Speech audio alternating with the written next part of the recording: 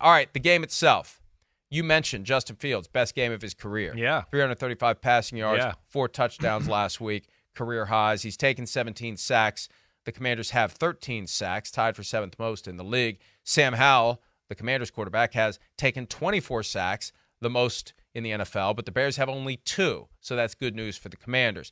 Let's take a look at what you see happening here. I mean, we've seen some good from the Commanders, far more good from the Commanders and the Bears. Yeah. How do you think this one's going to play out? Well, the interesting thing with the Bears, and I think on that side of the ball, their offense, right? They did open it up last week. Now, what I don't know about is, like, did they open it up and that's all good, or did they open it up because they were like, man, it's the Broncos and their defense stinks, right? I mean, you heard us in the viewing room on Sunday. I mean, there was moments where we were laughing because Tua started 15 of 16 against the Broncos the week before, and then last week Justin Fields at one point was 16 for 16, and not just 16 for 16, like out of the 16 completions, 12 of them we were laughing in the viewing room going, there's nobody in the screen. There's nobody within 10 yards of that receiver. So that's where it's like you're not sure where to take it. Is it, hey, it's a really struggling Broncos defense, that's for sure, that made it look maybe better than it actually is. But I will say, nonetheless, Fields throwing, decision-making, and then I do feel like a little bit like Zach Wilson, that they kind of were like, hey, let's open it up. We got to find out. We got to just start letting it go a little bit. And if he messes up and throws interceptions, then so be it. Then we know he's not the guy. But they got to stop protecting him. And they were aggressive. Some trick plays, more play-action pass I thought I saw in the football game. And in the drop-back pass game, he made a lot of damn good decisions. But this is a tough unit he's playing against. Washington's real.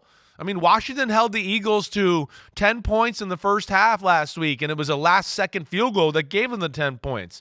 They gave the Eagles problems. That front four, as we've talked about, it's 4 first-rounders. They got a lot of talent. They're well-coached, and they can kind of do it both ways here. As far as they can play kind of conservative and we'll just be sound and make you work and let our pass rush go, or Del Rio does have some creativity to get after the quarterback there. So this will be a real challenge tonight to kind of see where Fields and the offense really are. Because Washington, I'm not sitting here going they're a top 5 defense, but their talent and how they're coached is certainly top 10 worthy in the NFL with what they got throughout, and it'll be a good test to see what Fields has tonight. We mentioned maturity earlier in the context of Chase Claypool. When you look at these two teams, both of them had disappointing losses on Sunday.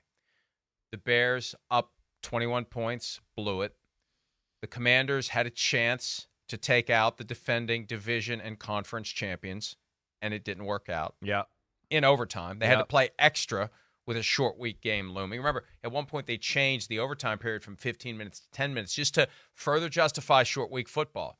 Let's put the maximum at 70 minutes, not 75, so we don't have another situation. Remember, it happened to the Buccaneers several years ago, and then they changed the rule. They played 75 minutes, almost 75 full minutes on a Sunday, and had to play on a Thursday night, and they looked like crap. Both of these teams have to show maturity. They got to be able to put Sunday behind them. I wonder whether they can. And I wonder which one is better suited to not let one loss become 2. Because here it is. Now, for some teams, we want to get right back on the horse right away. This is great. We want to play Thursday night. We want to get that bad taste out of our mouth. But, I look at the Bears and I wonder. Yeah, are they? That's a kind of loss. Especially with all the dysfunction. Right. To turn it around and be ready to go on a Thursday night. Yeah, no, that's a fair question. That kind of loss is the kind of loss that bleeds into Monday, right? When you lose, you're up 28-7. It's 28-21. You get strip sacked, fumbled. They return it. We got the ball on the 20-yard line. We get the first down on 4th and 1. The game's over. We don't get it. They go down and kick a field goal. We lose. That I think that's a legitimate question. Yeah, how they rebound, how they handle that. They're a young football team, right?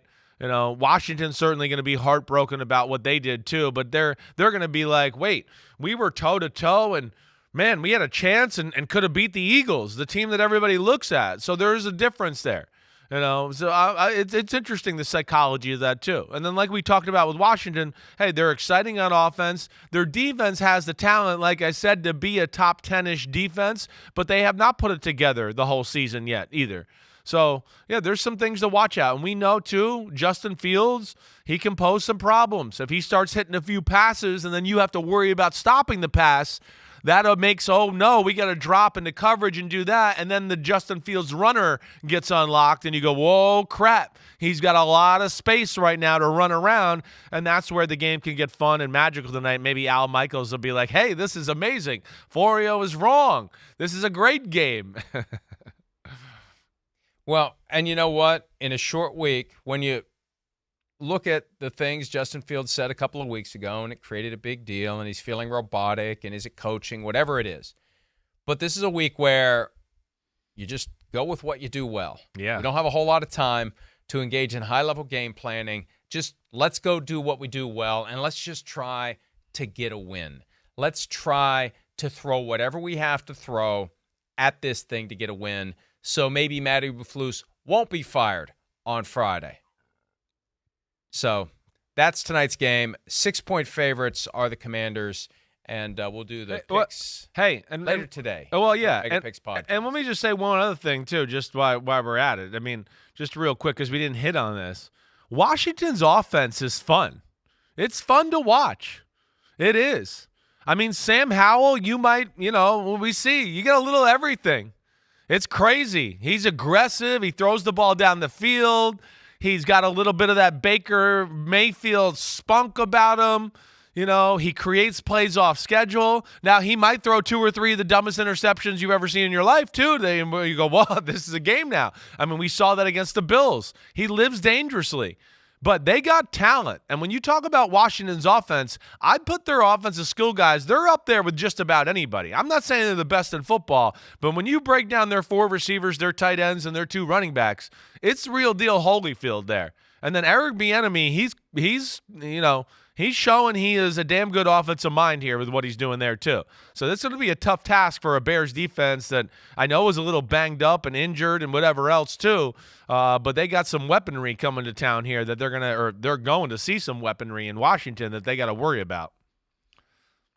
Commanders won their first 2 games, got blown out by the Bills. We didn't quite know what to make of them after that, and then they had an opportunity to take down the Eagles, and they just missed. We'll see what they can do tonight against the Chicago Bears. Thursday Night Football. And look, regardless of what I feel about the game, we got Bears-Panthers lurking. We got Broncos-Chiefs coming up in a couple of weeks.